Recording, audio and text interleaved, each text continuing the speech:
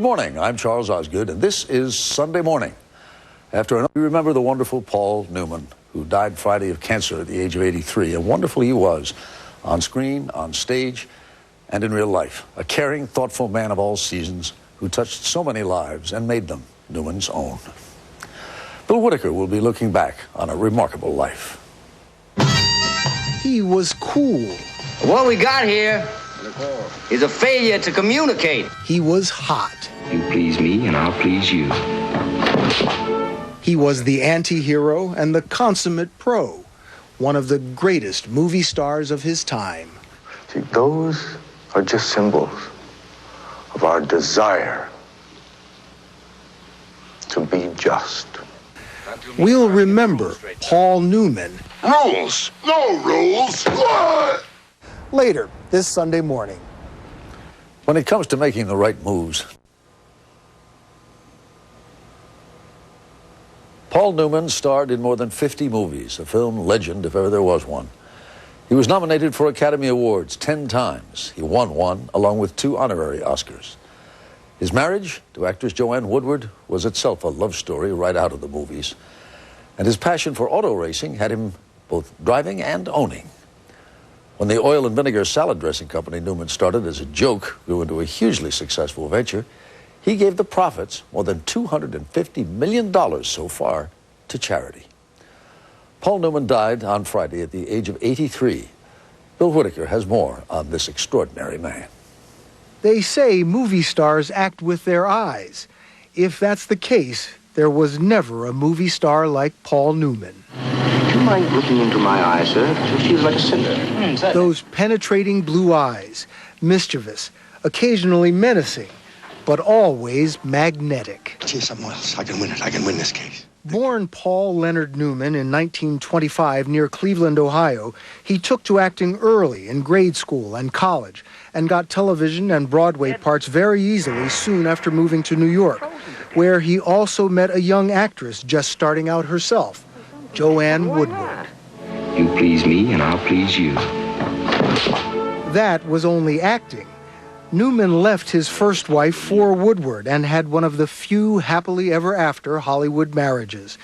More than 50 years later, they were together as they received Kennedy Center honors and looked back over a legendary movie career.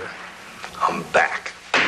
Newman won one of his 2 Oscars for The Color of Money, the other an honorary one. But his career might have never gotten off the ground if people judged him by his first movie, The Silver Chalice. How could you, a Roman magistrate, believe that perjurer? A sniveling little toady. Newman thought his performance was so bad in that 1954 film that he took out a full-page ad in the trade papers to apologize for it. It would be the only time. Nearly everything else that followed was a critical or commercial success. Somebody up there likes me. Listen, boy, you stop this fight, I'll break every bone in your body, you hear me? I'll tear you apart. The precursor to The Color of Money, The Hustler. I mean, that ever happened to you? All of a sudden you feel like you can't miss? HUD. I don't like sudden passes. Really ease into it then. There's another one coming up on your right. Cool Hand Luke. What we got here is a failure to communicate. And a couple of movies that are probably the granddaddies of all buddy movies. Butch Cassidy and the Sundance Kid. No, not yet. Not until me and Harvey get the rules straightened out. Rules? In a knife fight? No rules. Well, if there ain't gonna be any rules, let's get the fight started. Someone count 1, 2, 3, go. 1, 2, 3, go. And The Sting. No sense being a grifter if it's the same as being a citizen.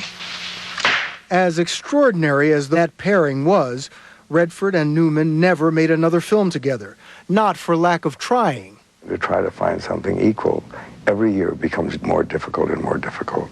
If there's a common thread among most of those movies and dozens of others, it's that Newman usually played an underdog, an outsider, an anti-hero, an outlaw with a personal moral compass, a rebel with devastating good looks, a down-and-outer trying to redeem himself in The Verdict. If we are to have faith in justice, we need only to believe in ourselves justice.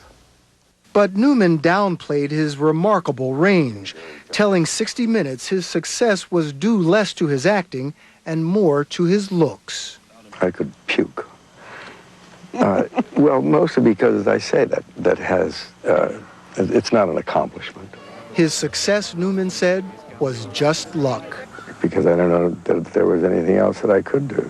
There was a lot that Newman could do.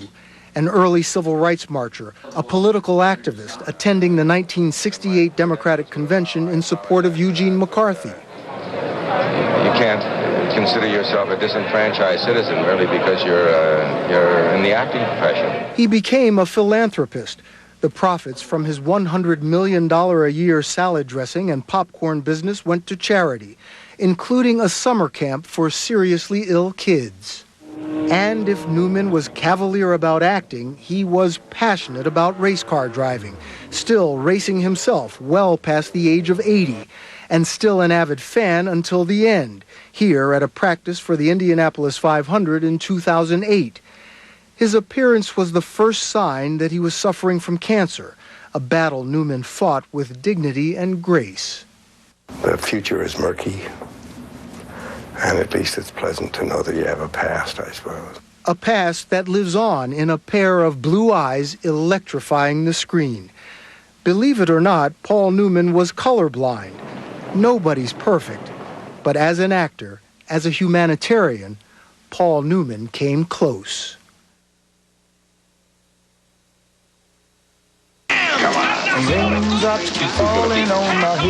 Still to come, David Edelstein on The Man and his movies.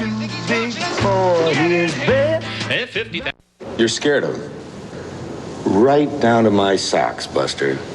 You're talking about a guy who'd kill a grifter over a chunk of money, wouldn't support him for 2 days.